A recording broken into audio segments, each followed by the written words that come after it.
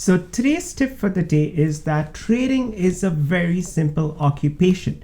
Now, the probability of trading and making a profit is 50%, and that's very rare in if we do a comparison with any other industry.